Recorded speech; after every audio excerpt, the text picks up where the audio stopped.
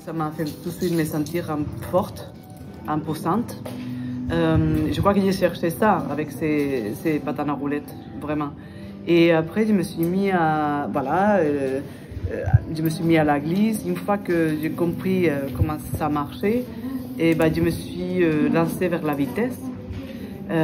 Et c'est assez agréable les rollers parce que c'est quelque chose qui peut aller assez vite finalement dans les apprentissages. Et donc assez vite, j'ai commencé à y aller vite aussi, à savoir freiner.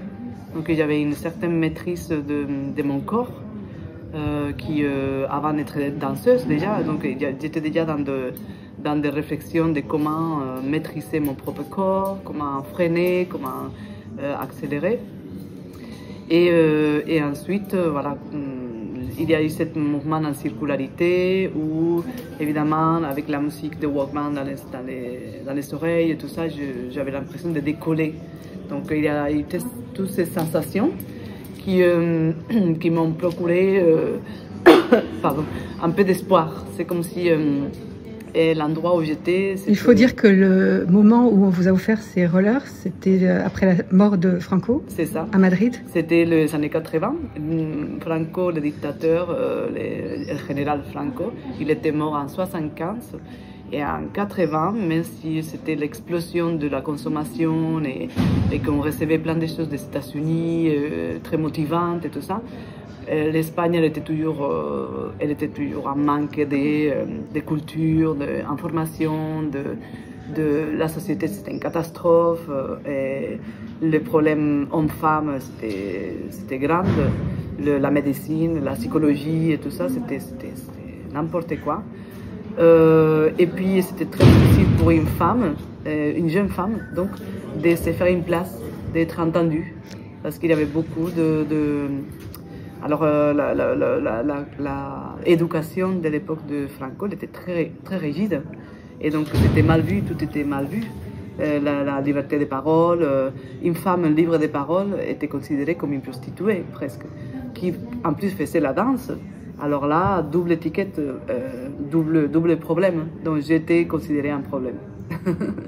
Parce que j'utilisais mon corps, parce que je voulais me sentir forte et tout ça. Donc c'était très, très, très, très dur. Franco, il avait imposé que les hommes et les femmes ne pouvaient pas se donner la main dans la rue, ni sortir ensemble. Donc c'est-à-dire que ça engendre des problématiques énormes après.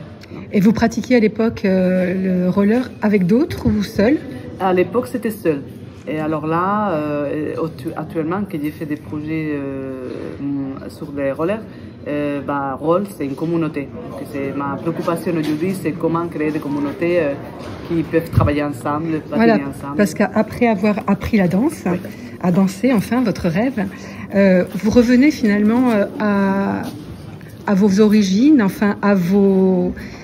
premières émotions de liberté, de glisse, de chute. Et vous voulez donc en quelque sorte réunir une communauté. C'est un gros travail. C'est un gros travail. Un gros travail dans la ville de Madrid, partout dans le monde. Comment ça s'est passé? Partout dans le monde, parce que ça va être un projet qui va circuler un peu en France déjà et en Espagne. Surtout, on part de là. C'est un projet transfrontalier. Je travaille beaucoup avec mon propre pays. Constituer une communauté où le patin les isole, leur pratique de patin, comme ils font des skateparks ou des patinages artistiques et tout ça, quand ils patinent, normalement, c'est seul. Ils ne sont pas ensemble. Donc, Roll, ils viennent les inviter à travailler ensemble. Déjà, les patins, ça impose qu'on ne peut pas vraiment s'appuyer sur l'autre, sinon on tombe. Donc, il y a une étude à faire sur les poids, sur les contacts, combien